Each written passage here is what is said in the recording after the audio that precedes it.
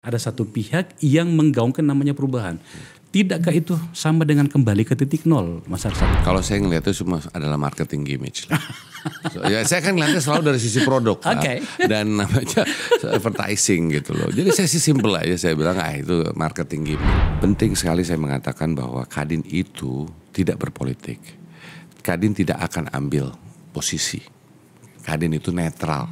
Kadin itu netral.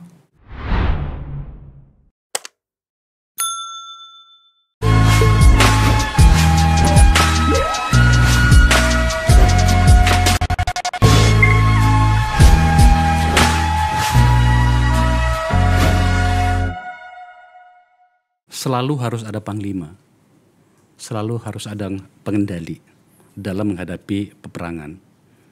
Dan peperangan yang mendesak itu adalah Pilpres 2024. Saya kebetulan agak tahu sedikit soal itu, karena pernah terlibat. Saya mengundang seorang yang saya hormati,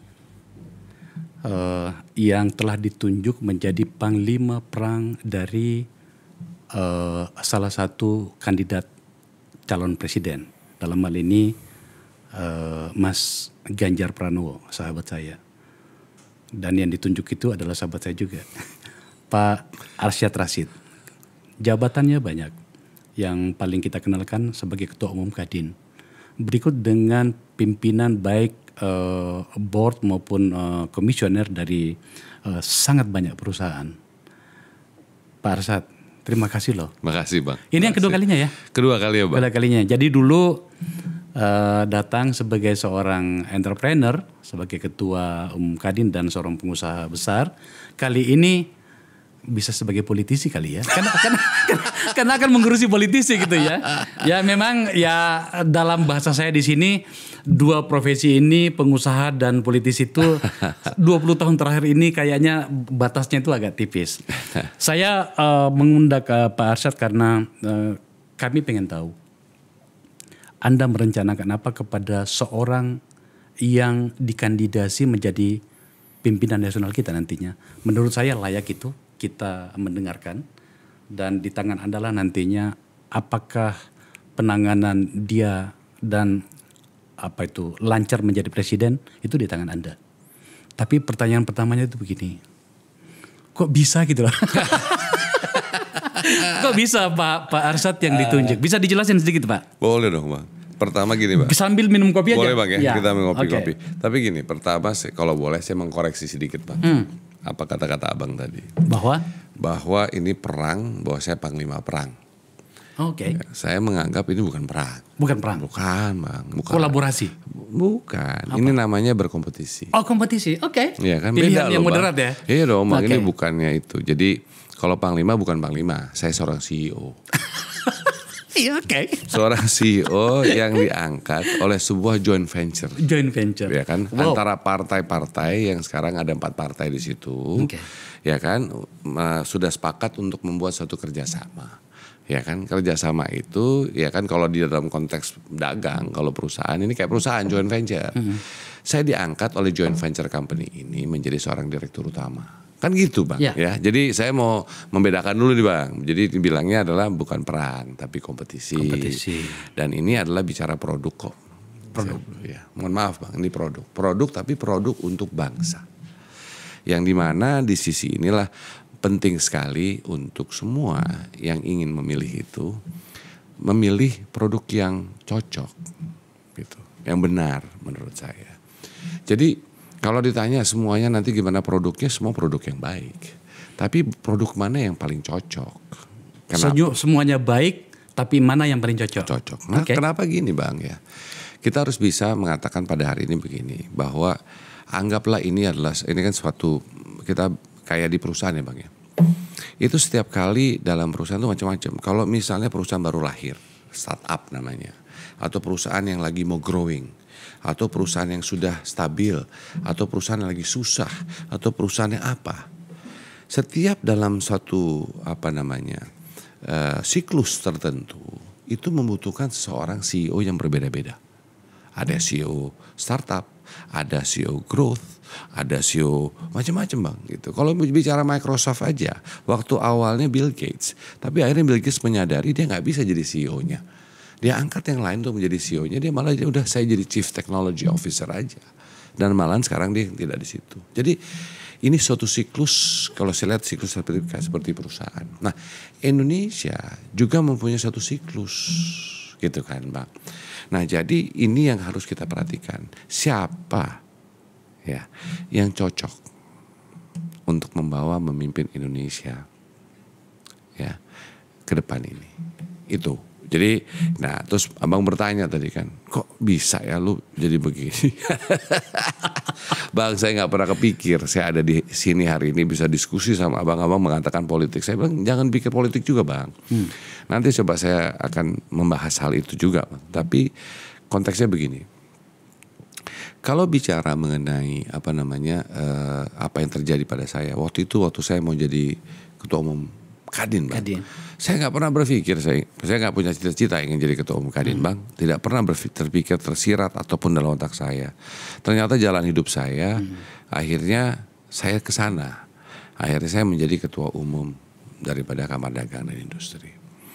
Nah, namun bang, ya kan, setelah itu sekarang nih katanya setelah korporasi, terus saya berlanjut kepada organisasi. Sekarang saya nggak tahu ini apa gitu kan, dibilangnya sospol kali, sosial politik dan lain-lain. Suatu hal yang juga saya tidak pernah kepikirkan. Jadi waktu saya diputuskan lah oleh teman-teman tadi yang joint venture company tadi yang kerjasama politik ini, ternyata saya juga waktu itu kaget bang. Terus terang kaget bahwa bukannya saya tidak mendengar, saya mendengar ada orang yang sudah bicara sama saya, tapi belum ada official gitu. Menurut saya itu belum ada dipanggil official kan, kalau wah saya mau Anda jadi CEO-nya, ini tugas Anda, ini begini gitu kan, ngapain? Waktu itu belum ada bang. Makanya waktu saya dapat berita tiba-tiba, saya lagi acara ASEAN pada waktu itu, saya datang ASEAN. Tiba-tiba lagi mau ASEAN Business Award bang malam itu. Tiba-tiba ada yang datang ke saya, kasih lihat, Tum. Kaget saya bang. Saya telepon satu orang, saya marah sama orang. Saya bilang, kenapa ini apa-apaan gitu. Kenapa? Maksud saya kan wajar lah bang. Saya bertanya, hormatilah saya. Bicaralah dulu sama saya. Kan gitu ya. Kan objek dan subjeknya itu kan saya. Emang belum pernah diajak ngomong sebelumnya ya? Bahwa ada berapa orang bicara gitu, tapi kan semua mau yang official bang, ya kan? Ya saya anggap ya itu ya namanya apapun itu kan bisa gosip bang, bisa orang bercerita mau nyenangin saya, mau macam-macam kan bang.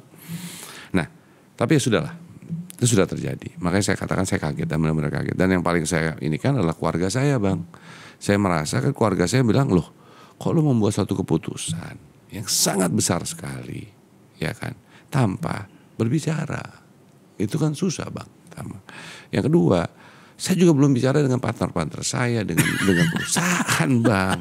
Ini kan saya di rootnya TBK bang, iya kan.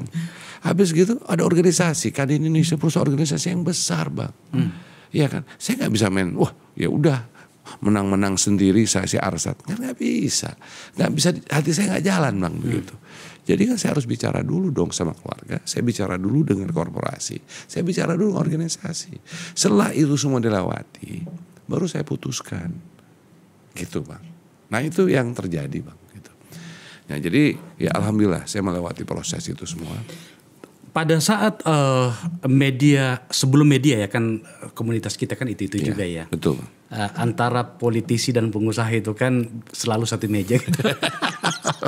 Dan kemudian saya dapat kabar bahwa Mas Arsat yang ditunjuk ada dua di kepala saya pada saat itu. Yang pertama bahwa apakah ini menunjukkan bahwa arah kejuangan, tujuan kebijakan Mas Ganjar nantinya kalau menang lebih banyak pada unsur usahanya dan seterusnya, atau poin kedua, ini yang menarik. Tampaknya pendekatan kampanyenya Mas Ganjar nantinya bersama dengan koalisinya, yang Anda sebutkan tadi sebagai apa namanya tadi? Joint venture company. Bahkan istilahnya pun dibawa ke dunia usaha. Itu menjadi lebih moderat kan ya, kita tahu siapa seorang Pak Arsad ya. Lebih moderat dalam banyak hal. Apa tadi pendekatan Anda itu pendekatan korporasi yang sejujurnya sebenarnya itu yang kita butuhkan. Kata banyak orang pintar, satu lawan sudah terlalu banyak, 1000 kawan itu masih sangat kurang. Oke.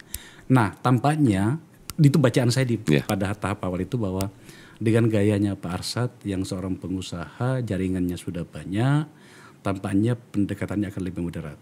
Ditambah lagi dengan wakil atau deputi ya? Wakil. Wakilnya itu ada 3 orang. Pak Andika Perkasa, seorang militer tapi tampaknya pendekatannya moderat. Ya. Kemudian Mas Gatot, sahabat saya, bintang 3 polisi, mantan Wakapolri. Betul. Dan Tuan Guru Bajang. Jadi saya melihatnya, wow, ini agak berbeda dengan, kita harus menyebutkannya, penyikapan pada beberapa bagian PDIP yang tampaknya agak ekstrim, termasuk kepada beberapa pihak. Dalam hal ini kita tahu terutama kepada PSI dan juga kepada relawan yang lain, termasuk Projo. Ya, Bang. Apakah benar pendekatan publik seperti itu, Pak Arsad? Gini Bang, saya nggak tahu kan orang bisa membuat suatu judgment terhadap hal itu semua. Buat saya yang penting apa yang saya mau lihat, gitu kan.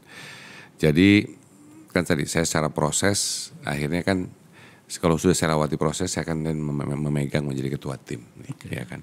Tadi saya katakan saya anggap sebagai CEO, gitu kan ya. Nah, buat saya sikap saya kita itu harus bisa berkomunikasi, kita harus berinteraksi, kita harus terbuka. Karena semua persoalan itu akan buntu bila mana tidak ada komunikasi dan interaksi. Jadi kalau buat saya we have to have open communication. Walaupun mungkin pandangan kita beda Bang, tapi nilai kita satu Bang yang saya selalu percaya itu nilai Bhinneka Tunggal Ika, unity in diversity. Bahwa kita bisa berbeda-beda, tapi kita harus bisa bersatu. Ya, makanya kita ada selalu katakan musyawarah mufakat dalam nilai-nilai kita. Nah itu apa sih modal itu semua? Modalnya daripada misalnya musyawarah mufakat pun itu berkomunikasi. Kita dipaksa untuk berkomunikasi. Karena makanya kenapa dulu founders kita Bang itu lebih condong musyawarah mufakat daripada istilahnya voting gitu loh. Kenapa? Coba dipikirkan dengan dalam Bang. Diversity kita, keragaman kita dan segala macam ini gak semudah hanya memilih mengatakan oke, yes, no. Tidak itu. Ya kan? Tapi memang harus bisa berkomunikasi. Yang namanya nilai musyawarah mufakat itu adalah nilai-nilai untuk bisa berkomunikasi. Tanpa komunikasi tidak bisa terjadi musyawarah mufakat itu. Nah, itu yang saya rasa approach yang kita sudah lupa. Karena kalau kita bicara modern, western, barat, itu cuma voting saja. Tapi lihat Amerika Bang. Lihat bagaimana Amerika hari ini. Amerika itu divided, terbagi. Jelas sekarang ini. Belum negara-negara lain Bang. Unfortunately. Apalagi terjadi itu karena teknologi yang ada. Kenapa? Karena AI dan lain-lain. Akhirnya kita mendapatkan informasi apa yang kita inginkan saja. Padahal kan kita harus mendapat semua informasi. Apa artinya poin ini Pak Arsad dalam konteks Anda menjadi ketua tim sekaligus berada dan mengendalikan, kata yang agak ekstrim, tapi kita gunakan saja, mengendalikan banyak kepentingan di dalam tim ini nantinya. Pertama saya mau membicarakan mengenai nilai-nilai yang harus dibawa. Oke, makanya saya mengatakan Bhinneka Tunggal Ika. Dimanapun saya berada itu saya gunakan. Ya, jadi dalam rapat nih Bang, saya ingin mendengarkan yang malah tidak setuju dengan saya senang. Ya, saya pengen semua mengungkapkan.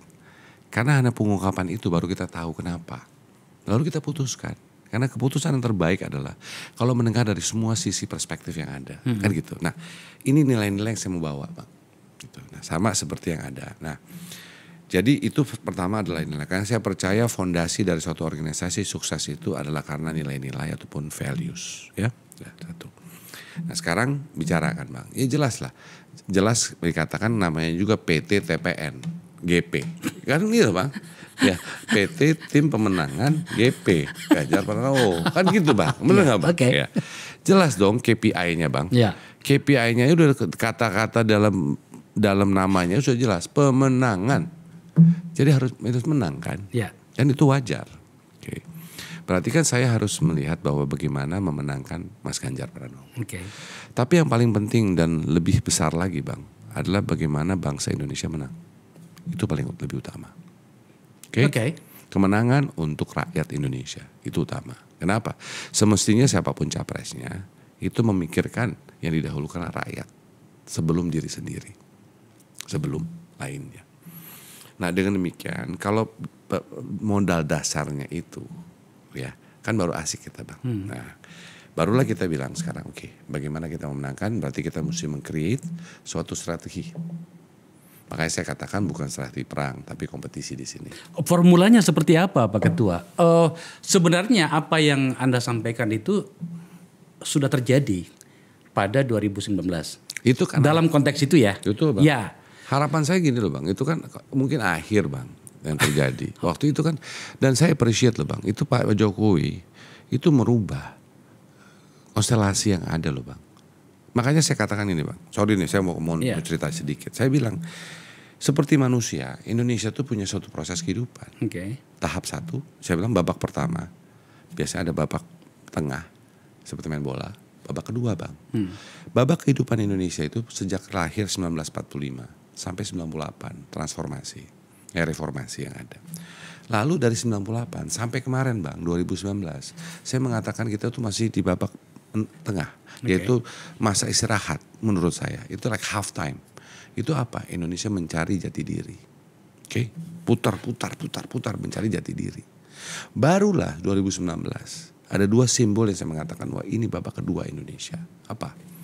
Yang pertama adalah waktu Pak Jokowi meminta Pak Prabowo waktu itu sebagai kontendernya untuk ikut serta masuk dalam pemerintahan Bang. Itu yang saya maksud. Ya kan?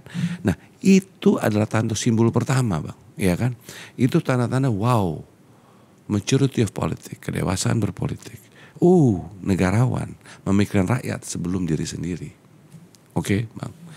Yang kedua, simbol yang timbul adalah Pak Jokowi mengatakan Indonesia harus menjadi Indonesia emas pada tahun 2045, nomor 4 ekonomi terbesar di dunia. 2 simbol Bang. Dan saya mengatakan itu mulailah babak kedua Indonesia. Ya artinya sebuah keberlanjutan ya. Babak kedua. Nah modal kita itu Bang gitu. Nah sekarang yang kita harus pastikan paling utama dulu nih biar jelas. Dan semua harus memikirkan ini menurut saya. Bahwa kalau semuanya ingin ini memikirkan rakyat itu ingin kesejahteraan dan kemakmuran dan keadilan. Oke, Bang. Kalau untuk namanya kesejahteraan dan kemakmuran, tanpa adanya economic growth, tanpa adanya ekonomi yang berjalan, tidak akan terjadi Bang yang namanya kesejahteraan ataupun kemakmuran itu. Nah, untuk mendapatkan economic growth ataupun tadi saya katakan adalah ekonomi yang mempunyai bisa naik terus. Itu perlu ada 2, stabilitas politik, stabilitas keamanan. Itu penting.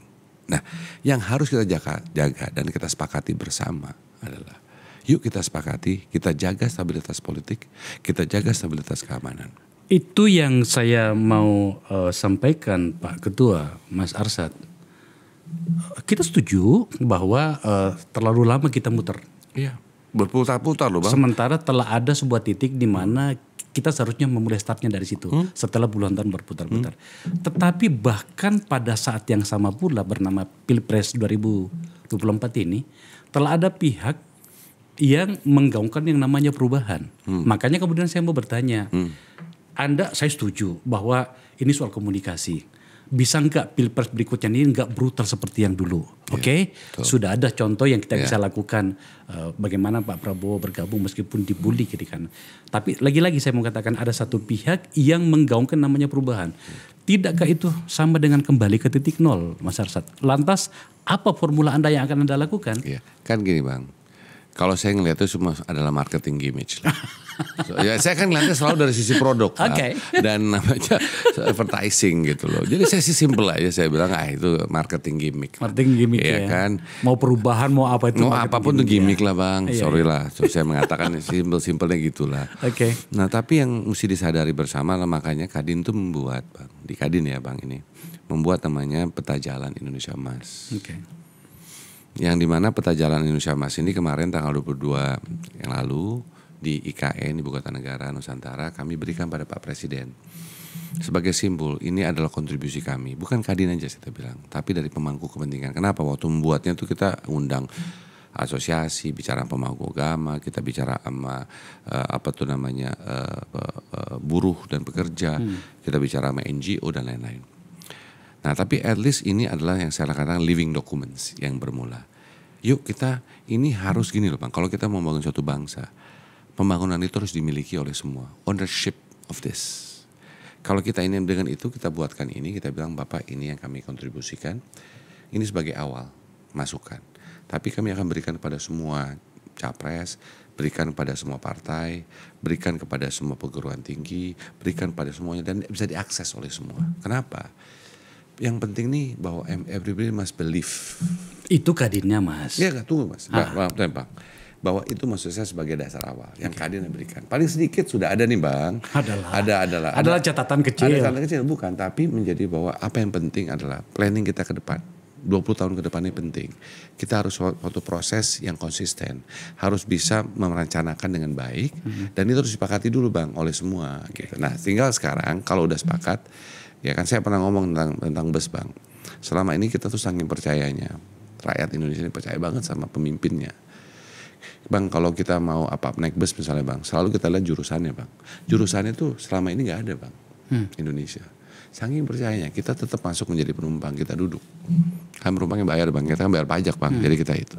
Duduk sebagai penumpang di situ. Siapapun kita percayakan supirnya mau nyetir kemana, sama kondekturnya. Padahal nggak tahu tujuannya kemana. Dan kita diam aja. Sekarang, Bang, Pak Jokowi udah at least mengatakan rutenya menuju Indonesia Emas. Nah, ada Bang, sudah rutenya. Sekarang tinggal jelas, oke, untuk ke sana siapa supirnya? Siapa konduktornya? Kan gitu Bang. Kalau mau dari Jakarta ke Bandung, mau lewat mana? Padalarang? Atau mau lewat Puncak? Atau mau lewat mana? Ya kan? Kita harus sepakati. Nah, makanya ini adalah sebagai awal dokumen tersebut. Jadi siapapun nanti presidennya. Of course Bang, buat saya, karena saya sekarang sebagai tim daripada pemenangan Ganjar, jelas saya ingin Ganjar yang menang. Kan gitu. Tapi yang lebih penting lagi saya katakan, yang menang harus rakyat Indonesia. Gitu. Pada bagian ini saya punya pertanyaan terakhir pada bagian ini. Oke. Kelak misalnya Mas Ganjar menang seperti harapan Anda. Apakah formula Pak Jokowi 2019 itu juga akan dipakai dengan melibatkan dua kandidasi ini? Ya, saya tidak bisa mewakili para partai, tapi saya bisa mewakili kalau dibilang saya dipercaya sebagai presiden direktur daripada joint venture ini, kan gitu ya. Kalau saya punya pandangan, saya bilang bahwa akhirnya Bang, kita harus bergotong royong membangun bangsa ini akhirnya. Kenapa? Karena kita harus bersatu. Meskipun pola kampanye isunya pada saat pertarungan 2024 mulai dari sekarang ini itu beda. Bang, itulah makanya siapa yang ini kan seperti tadi, persepsi yang dibangun. Persepsi itu sama dengan sesuatu proses yang dibuat buat saya. Siapapun yang membuat itu. Nah ini yang kita harus, apalagi anak-anak muda, generasi muda, ini harus jeli. Terus saya takut sekarang kalau tanya anak muda, dia bilang, pusing lah politik, saya gak mau pusing nih, gak mau mikirin gitu ya. Saya selalu bilang jangan. Anda harus care terhadap politik. Kenapa? Karena politik shape your future. Masa depan Anda. Anda memilih siapapun itu masa depan Anda loh. Bukan masa depan kita, saya bilang. Nah ini penting untuk bukan masuk politik, tapi mengerti. Jadi ini penting sekali juga mengedukasi kepada generasi muda. Karena begini Bang ya. Pertama kali Bang, kita akan misalnya 30% daripada pemilih itu akan adalah first timers memilihnya, voters. Lebih banyak, sudah itu mungkin lebih 30%. Itu second, kedua kali baru, ya kan. Nah, jadi apa? Ini young voters yang ada, mayoritas yang ada, itu pertama. Ini kan harus kita edukasi yang benar.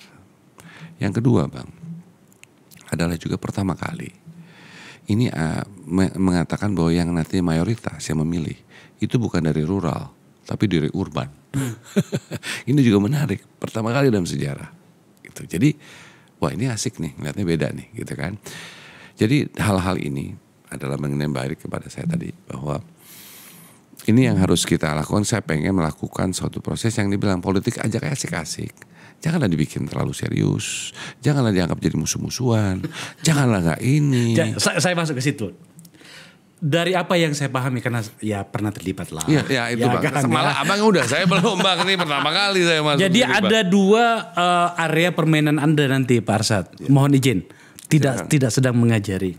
Yang pertama adalah gerbongnya, kekuatannya, kaki-kakinya, bernama parpol ke, kelompok masyarakat ke, dan segala macam. Yang kedua adalah gagasannya.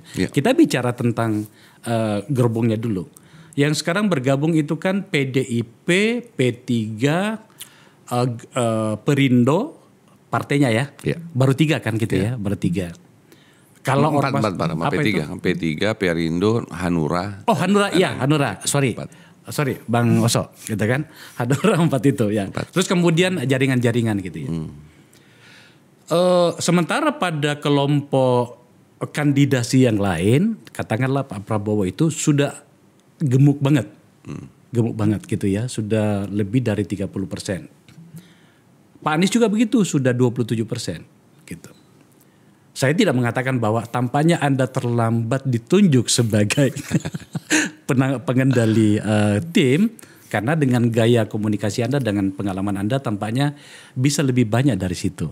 Tapi inti pertanyaan itu begini Mas, apa yang akan Anda lakukan agar kemudian soliditas itu terjaga? Dan setidaknya ada satu poin sebenarnya, saya mencatat betul ini. Saya sudah sampaikan pada bagian awal tadi bahwa ada banyak catatan yang terlontar dari teman-teman, sebagian teman-teman di PDIP yang itu dianggap terlalu ekstrim, bahkan mencari musuh. Ya kan? Dan kemudian banyaklah ya kemudian kontroversi yang terjadi.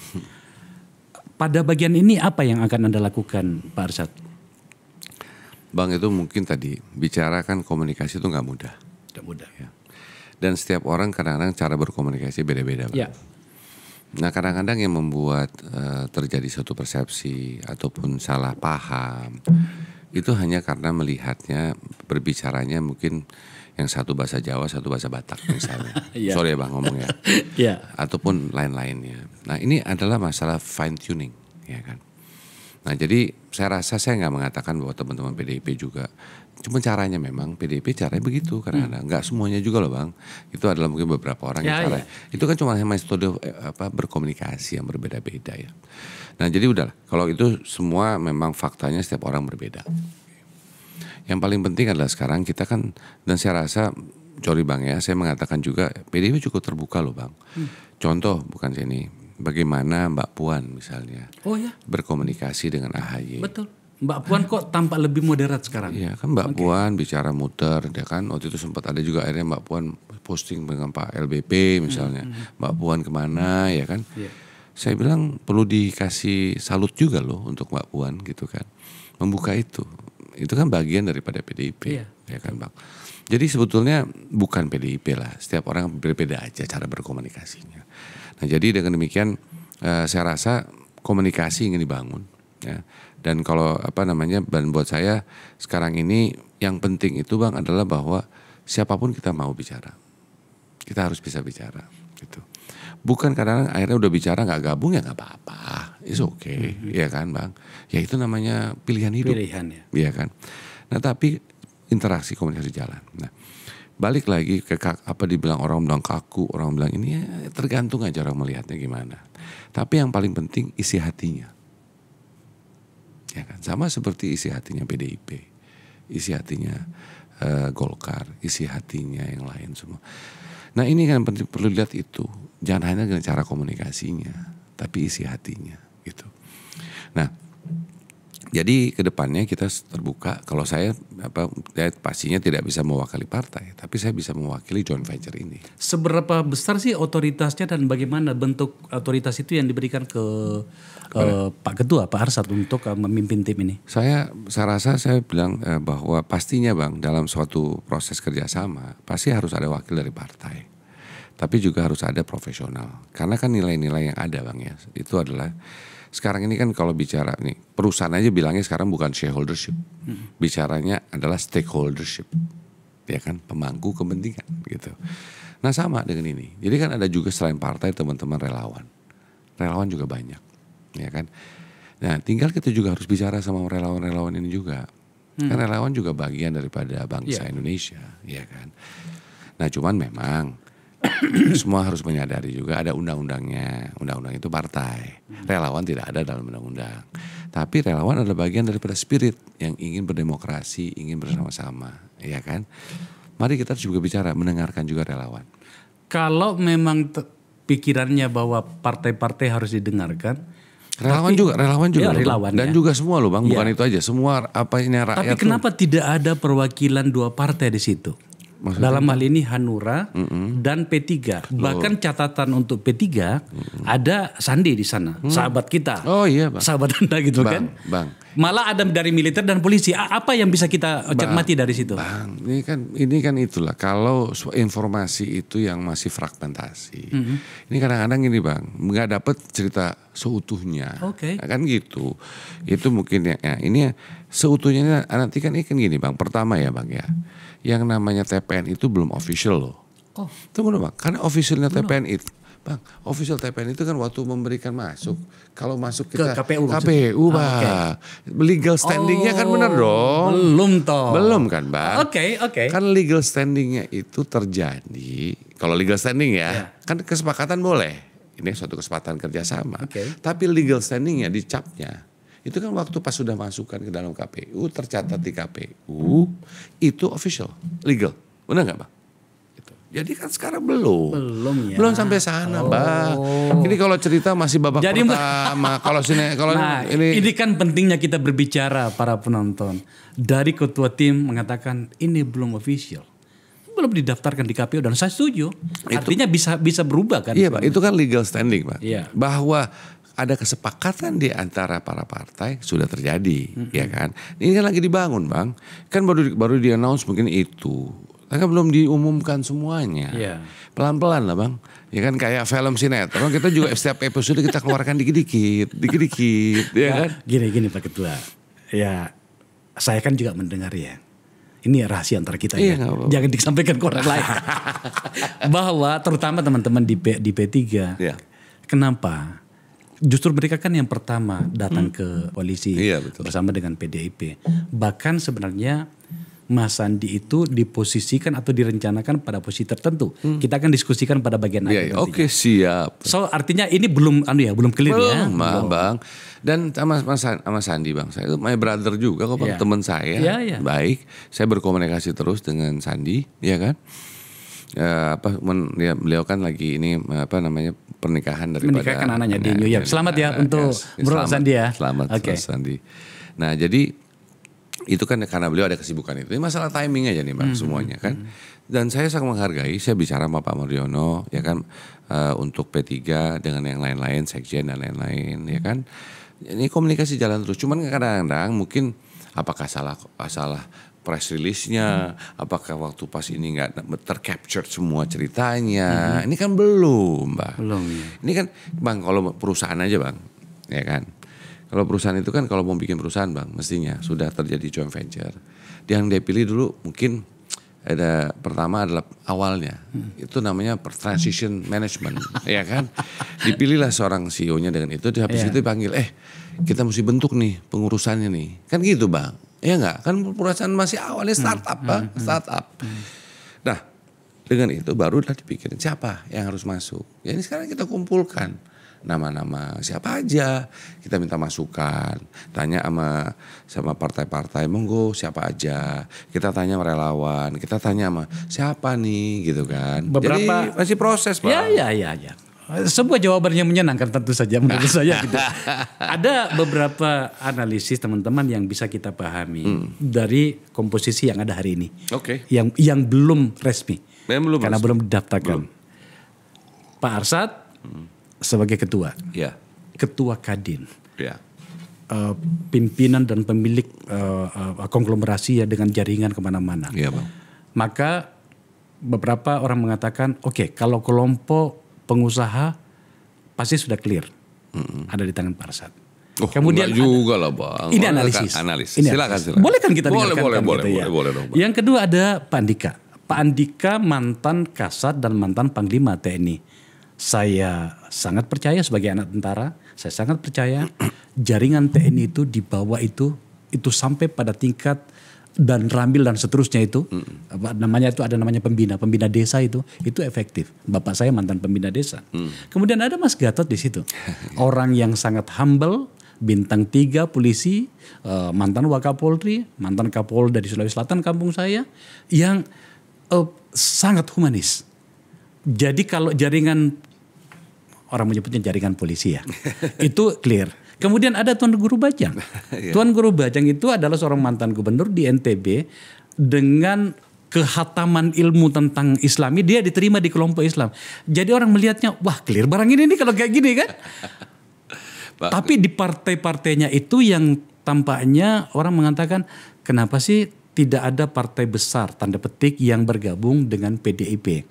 Maka orang melihat, wah tampaknya ini Pak Arsad banyak pekerjaan ini yang harus dilakukan sebelum tanggal pendaftaran ke KPU yang kita bicarakan tadi. Yes, Bang. Pertama gini, saya mau klarifikasi dulu Bang ya, mengenai Kadin gitu kan. Saya mau jelaskan dulu. Jadi pada saat ini dengan saya dengan menjadi TPN ini, saya sudah minta ya kan kepada, saya kumpulkan kadin-kadin daerah.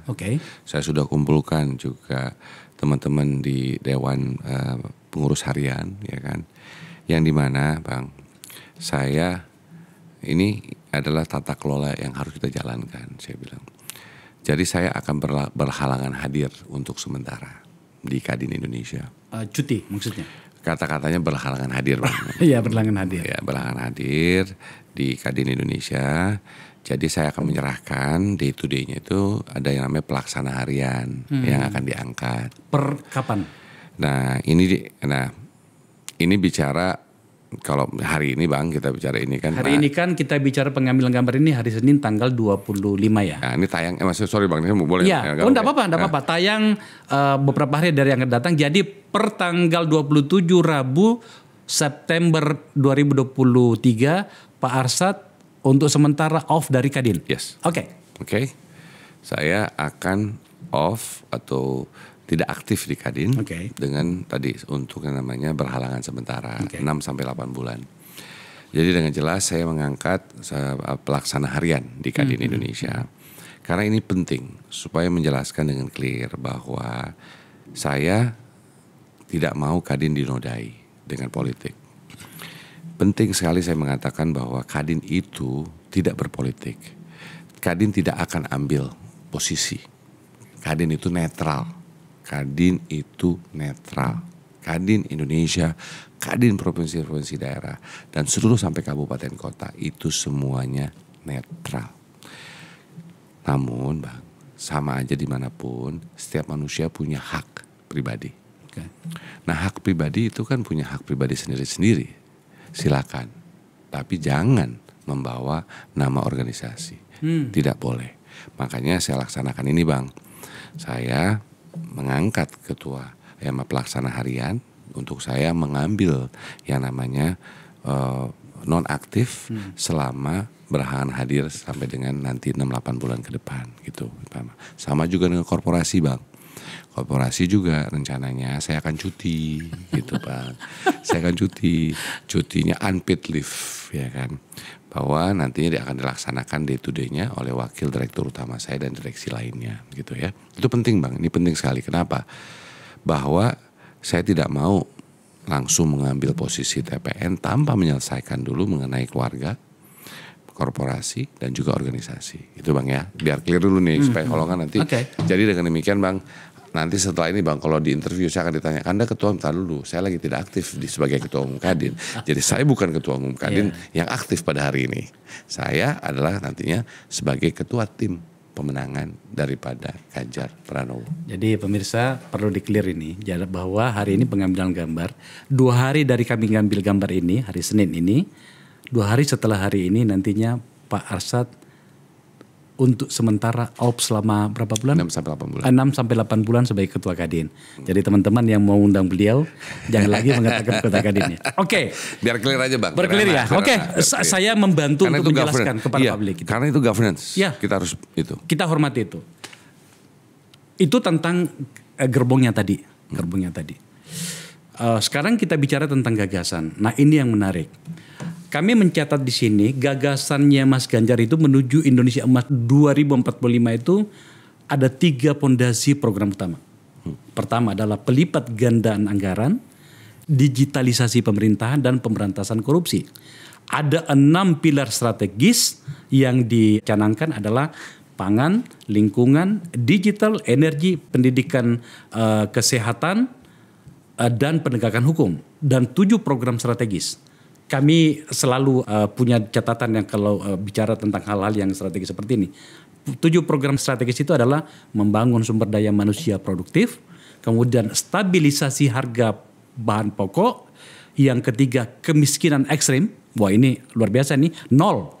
Kemiskinan ekstrim 0, jadi tidak ada yang miskin lagi. Kemudian keempat, memperkuat jaringan pengaman sosial. Ini programnya Mas Ganjar. Pertanyaannya, caranya gimana Mas? Gini Mas.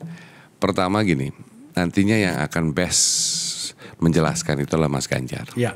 Karena harus dengar langsung dari Mas Ganjar. Betul. Supaya itu datang dari hati dia. Itu penting. Iya.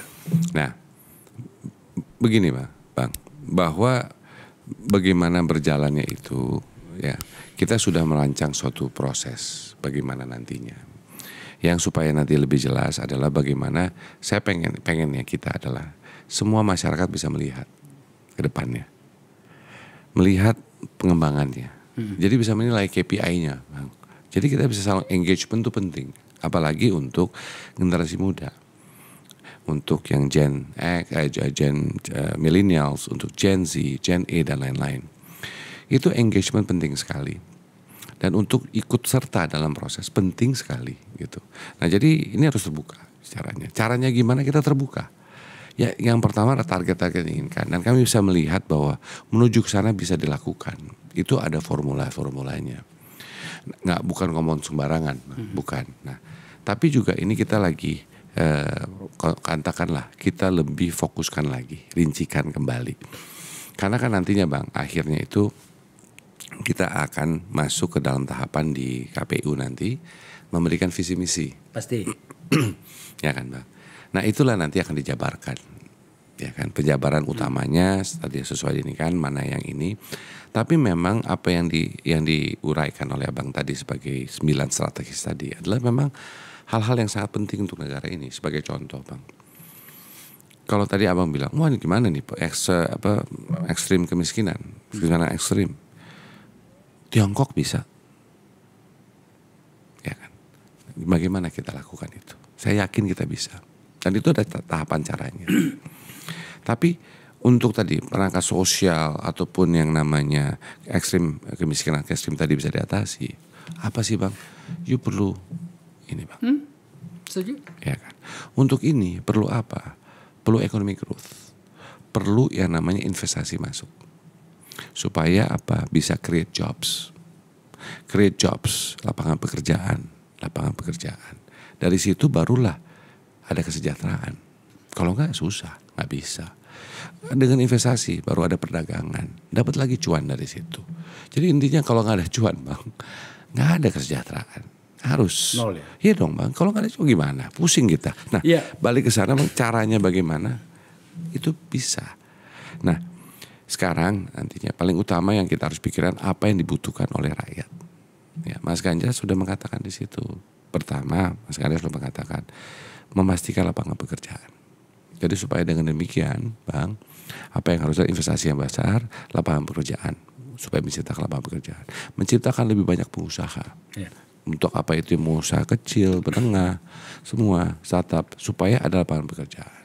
Lalu Bang, bagaimana dengan adanya sekarang ini, Mas Ganjar juga mengatakan kita mesti mikirkan juga pada rakyat tentang apa. Pastikan jangan sampai harga-harga pokok naik, kata si Mas Ganjar.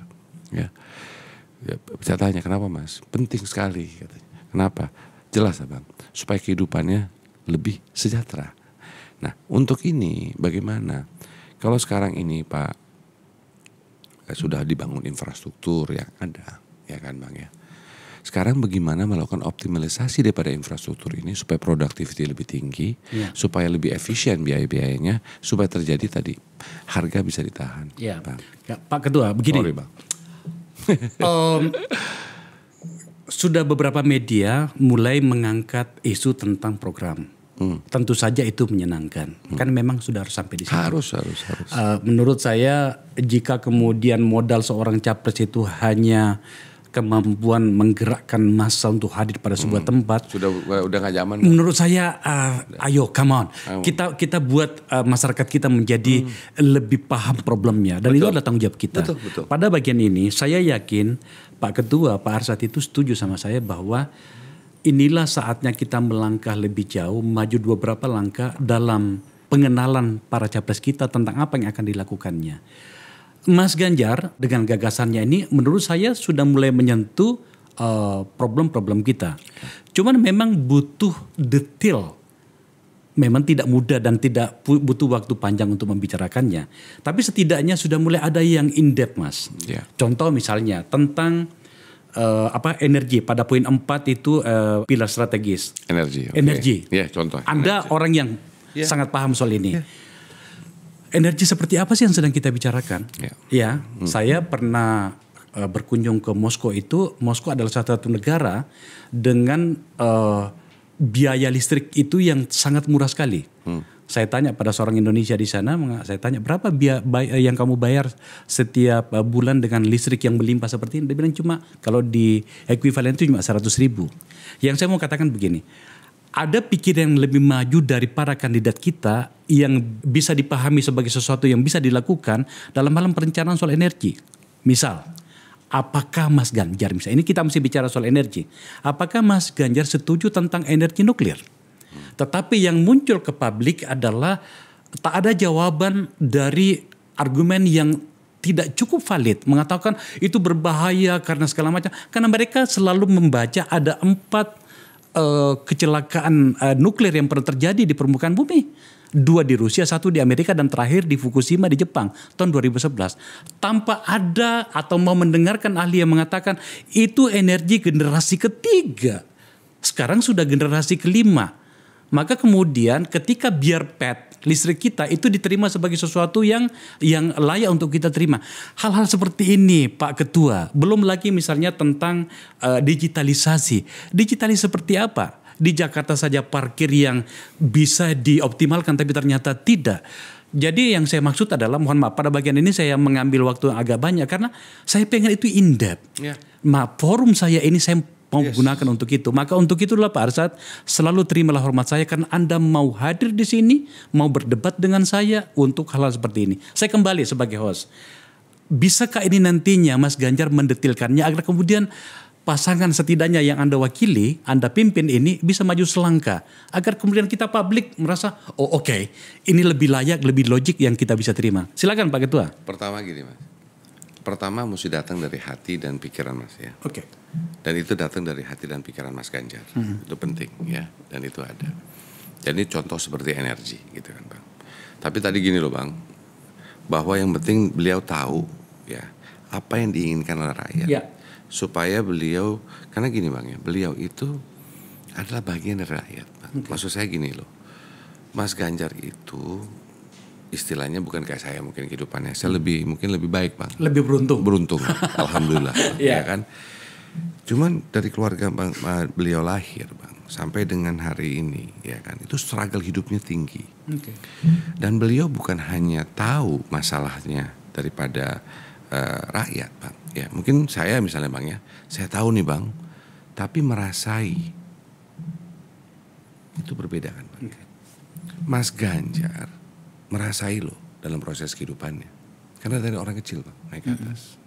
Saya mungkin alhamdulillah orang tua saya mungkin kelas menengah. Yang dimana saya punya kehidupan yang agak berbeda. Iya.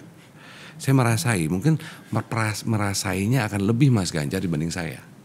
Gitu kan. Dan merasa itu penting untuk melakukan suatu keputusan. Karena itulah suara rakyat, keinginan rakyat. Merasainya bagaimana sulitnya. Nah itu penting. Nah dengan demikian beliau itu yang mengerti suara rakyat menurut saya. Nah sekarang balik kepada energi yang Abang katakan tadi. Bang ini juga kita jangan sampai terperangkap ya ke dalam suatu isu-isu ya yang dimana dilontarkan oleh berbagai pihak dan kadang-kadang dari luar negeri. Ya pihak asing nih yang membawa ini semua. apalagi itu. Karena saya tidak mau kita diadu domba, kan gitu ya. Contoh kita ngomong energi tadi, nuklir dan lain-lain, Bang. Ini kita harus memikirkan sangat dalam. Abang, saya setuju sangat yang Abang katakan, dalam. Itu yang memang harus, Bang, dalam. Pertanyaan kalau kita bicara mengenai energi, Bang, pertama yang harus kita pikirkan adalah energy security. Security. Keamanan daripada ketahanan energi. Penting sekali, Bang, ya. Suka tidak suka, kita sebagai negara dan sebagai bangsa harus pikirkan itu. Sebagai contoh, saya kasih example. Jerman merubah struktur daripada energi dia. Akhirnya mereka putuskan untuk pakai gas saja. Mereka putuskan untuk tidak ada lagi batu bara. Mereka putuskan. Apa yang terjadi? Green energy. Tapi apa yang terjadi, Bang, dengan konflik Ukraine dan Rusia? Ya. Mereka suffering. Mereka bingung, Bang, karena tidak ada soft energinya. Mereka lupa. Ini langsung loh dari mereka waktu saya bicara langsung mereka. Dia forgot mengenai ketahanan energinya. Karena mereka merasa aman-aman aja di Eropa. Segala macam mudah nantinya. Dapat gas dari Rusia mudah. Dari ini dapat makanan dari yang namanya Ukraine mudah. Ya udah. Tapi ternyata fakta yang terjadi dengan konflik itu kewalahan energinya. Nah, jadi kita harus belajar. Dan dia mengatakan juga belajar loh, Bang. Jerman ini mengatakan, wah, number one ketahanan energi, kata mereka. Nah, kita juga harus mikirin, Bang. Kalau kita mau mikirin energy mix kita harus mikirin apa yang mau kita ada energy mix kita ke depan. Oke? Bukan nih, saya tidak mengatakan mengenai bahwa saya ini orang salah satu yang mendorong green energy. Saya mendorong dalam konteks ini sustainable development, saya mendorong itu. Tapi sebagai bangsa dan negara kita juga mesti lihat ketahanan energi kita apa. Misalnya, Bang, yang kita punya kan intinya, kita punya fakta batu bara, kita punya fakta gas, kita punya fakta geothermal, kita punya fakta yang namanya matahari, kita punya yang namanya air, Bang. Pertanyaan mendasar kalau nuklir yang harus kita jawab duluan nih, Bang, kita punya uranium nggak? Berapa banyak uranium yang kita miliki? Berapa lama itu akan ada? Jadi waktu kita memikirkan itu, kita harus pikirin ujungnya, Bang. Iya kan, Bang. Jadi maksud saya ini loh, saya tadi kan mendalam, Bang. Jadi saya mau menjawab itu dengan mendalam. Ya, enggak, maksud saya begini, apapun itu, tetapi maksud saya gini, ini kita bicara tentang campaign. Yes. Iya kan? Betul. Melelahkan sekali. Puluhan tahun sejak reformasi itu kita mendengarkan setiap 5 tahun yang diteriakkan itu adalah yang diteriakkan 5, 10 tahun, 15 tahun yang lalu. Saya pengen itu in depth. Katakanlah misalnya dalam hal energi, kalau memang ternyata nuklir tadi berisiko dan segala macam atau keterbatasannya pasokannya, itu kita punya banyak pilihan. Tetapi yang saya maksud adalah Pak Ketua, mohon atas saya mewakili Pak mohon dibawalah Pak Ganjar sahabat saya itu untuk berbicara yang lebih detail. Jangan terjebak pada popularity yang tidak perlu, di mana kemudian yang penting orang senang. Nah ini di sini, Bang, di sini saya kan juga dalam proses dengan Mas Ganjar, kan proses juga bagaimana mempelajari Mas Ganjar. Ya kan, bagaimana orang persepsi yang dilihat dan apa yang ada terhadap Mas Ganjar sendiri. Mas Ganjar orangnya sangat deep thinking. Dan sangat mau melihat detail. Sangat mau melihat detail. Dia mau merinci. Kalau membahas itu merinci loh. Dia punya banyak pertanyaan. Dan dia challenge. Tapi enaknya dia bisa di-challenge. Enggak lah, Mas, masa gini. Nah ini kan penting ya. Yang namanya bisa berdiskusi, bisa berdebat dan segala macam ini penting.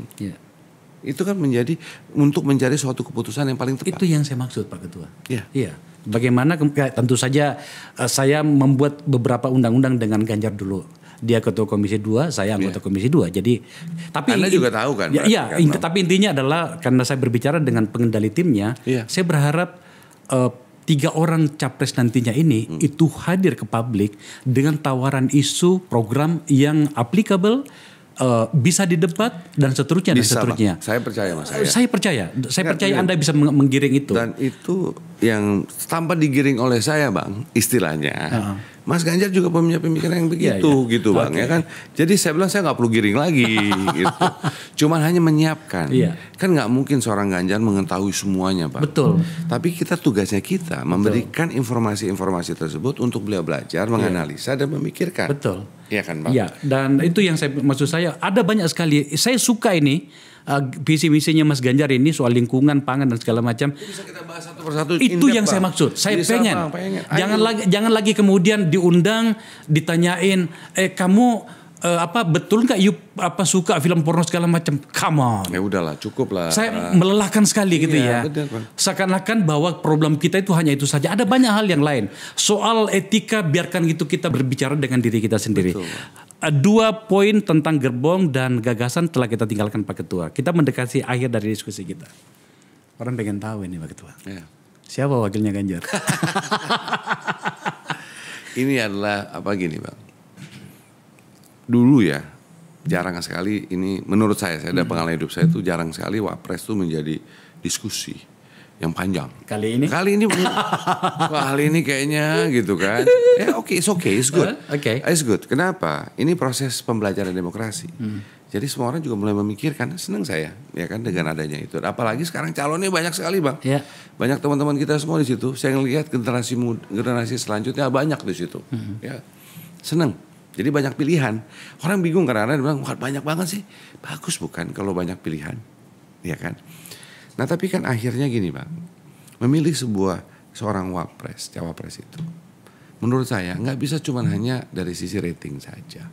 Yes, bukan saya mengatakan rating tidak penting, rating itu penting, harus. Itu kan popularitas, yang akhirnya menjadi membantu elektabilitas. Tapi pertanyaan mendasar juga, Bang kadang-kadang yang lupa ada 2 hal. Pertama, ya capresnya mesti ditanya juga kan, benar nggak sih Bang? Betul. Kan itu kan menjadi partnernya, dia sebagai wakilnya, ya kan, teman diskusinya juga akhirnya, ya kan. Jadi pertama, ya itu juga harus dimana comfortability dengan Mas Ganjar misalnya penting si capresnya. Kedua, Mas, tadi kan ini membangun ini kan tadi adanya kerjasama yang harus bisa diterima oleh semua partai juga, ya kan, Bang. Ini kan juga menjadi suatu proses. Jadi ini buat saya jangan terlalu ini asik-asik aja. Nah tapi juga penting tadi dikatakan namanya angka-angka. Ya kan? Angka-angka penting. Kita lihat dong analisanya si A, si B, si D. Ini gimana sih ratingnya? Saya dengar angka yang tertinggi di sekitarnya Mas Ganjar itu Pak Mahfud ya? Jangan lihat angka tingginya aja Bang. Ya kan. Saya tidak menjawab bahwa semua saya rasa semua nggak ada dianggap sekarang nomor 2. Semua dianggap sebagai kandidat. Semuanya kandidat Bang. Nah sekarang tinggal kita lagi mulai merampungkan. Ya kan, melihatnya dalam perspektif yang berbeda. Kapan? Ini lagi dibangun dong Bang. Masa saya aja baru master. Waduh, ya kan. Data lagi kita kumpulkan. Kita ini dulu, kita analisa dong Bang. Kita analisa. Kita juga ada analisa. Jadi Tapi udah seperti bisnis Bang. Bisnis tuh kadang-kadang gut feeling.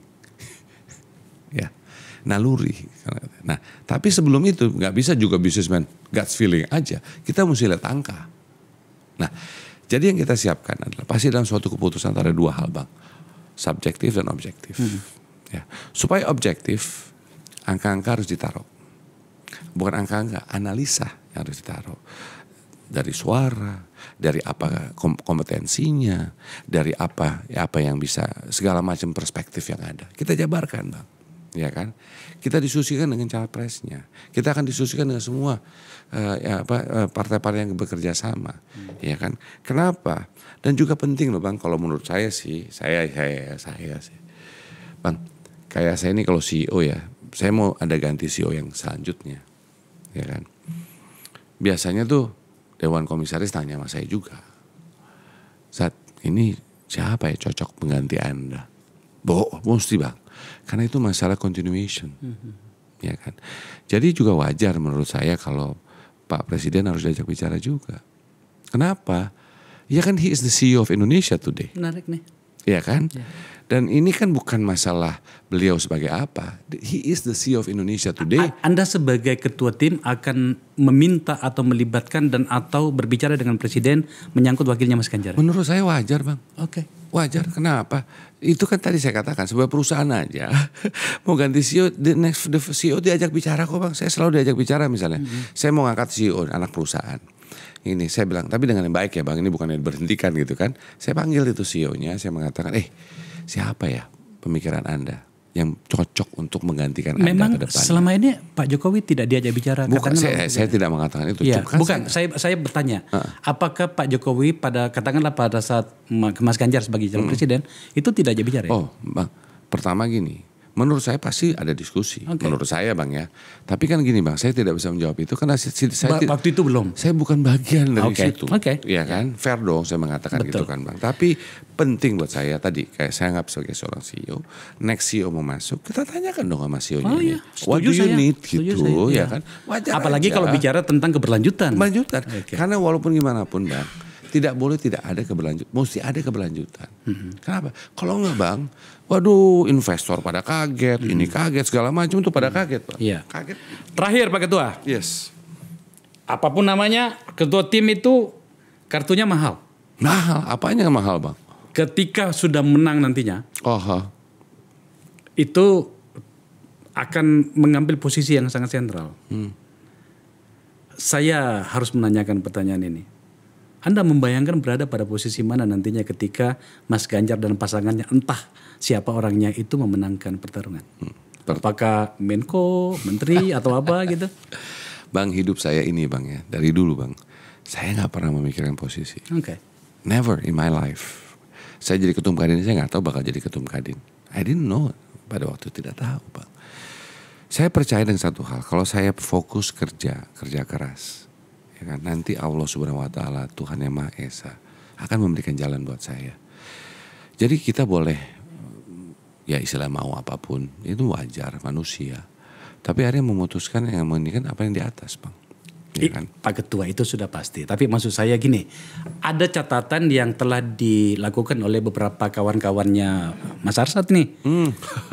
Jadi menteri kan, ada Sandi, ada Erik, ada junior-juniornya Anda, Bahlil, Rosan gitu kan. Apakah ketika pilihan itu datang atau tawaran itu datang atau hak itu Anda dapatkan, itu akan digunakan? Bang, pertama gini, sekarang kita fokus dulu. Menang dulu dong. Itu sih nanti lah, ya kan, kita pikirin. Nah, nanti. Tapi yang paling penting bahwa saya mengambil posisi ini bukan karena jabatan. Itu saya mau clear dulu, Bang. Karena saya selalu mengambil suatu hal itu hanya kalau memang saya percaya dan saya mengatakan saya mau ambil, saya ambil. Dan sekarang saya ambil posisi ini, ya kan, suatu keputusan sangat besar dalam hidup saya. Itu saja ya. Sangat besar, Bang. Nah, untuk itu saya mau fokus dulu. Pekerjaan saya sekarang ini jelas, PT-nya PT Tim Pemenangan ya kan, Nasional GP. Jadi ya KPI saya memenangkan. Nanti kalau sudah menang barulah kita bicara. Fair dong, Bang. Pak Ketua. Yes, Bang. Thank you ya. Thank you sama-sama. Lagi-lagi saya harus memuji dan berterima kasih bahwa Anda mau berbicara dengan publik. Salah satunya melalui forum saya ini. Karena menurut saya memang harus seperti itu. Bagaimana kemudian Anda disukai ketika tidak berbicara dengan publik? Betul. Apalagi kalau berbicara hanya ingin didengarkan yang baik-baik saja. Dan sepanjang sekitar satu jam kita bicara, ada banyak hal yang baru dan memang tampaknya membutuhkan diskusi lanjutan agar kemudian tadi lebih dalam, lebih in-depth kita berdiskusi. Saya setuju sekali. Supaya publik bisa lebih melihatnya. Bang, setuju sekali, dan saya rasa ini adalah proses pembelajaran kita. Ya kan, Bang, Amerika itu kan sudah negara demokrasi yang udah beratus tahun. Kita kan masih berapa, Bang? 77 tahun. Ya. Kita lagi proses learning demokrasi. Nah, ini bagian daripada pematangan demokrasi kita, dan ini kan adalah bagian daripada mengedukasi, khususnya untuk generasi selanjutnya, Bang. Setuju. Itu, Bang. Makasih Pak Ketua. Pemirsa, itu tadi diskusi saya dengan Ketua Tim Pemenangan Ganjar Pranowo, Ketua Tim Kampanye Nasional yang juga adalah pejabat publik. Terlihat betapa moderatnya beliau, terlihat betapa keinginan beliau membawa tim ini berbicara lebih banyak dengan para pihak. Kita tunggu seperti apa hasilnya dan kemudian bagaimana menerjemahkannya. Lagi-lagi di program ini saya menerjemahkan sesuatu yang sejak dari awal kami lakukan di sini, bernama saling bercakap. Satu boleh nggak Bang? Sebelum Anda tutup. Mohon doa restu ya Bang. Dari Abang, dari semua yang melihat menonton ini. Karena nggak ada lain lagi Bang. Saya punya minta doa. Ya, yang paling penting buat saya adalah bagaimana pertama rakyat Indonesia menang. Dan of course karena saya memilih Ganjar, bagaimana Mas Ganjar bisa menang. Oke. Dipahami Pak Ketua. Demikian pemirsa, sampai bertemu kembali.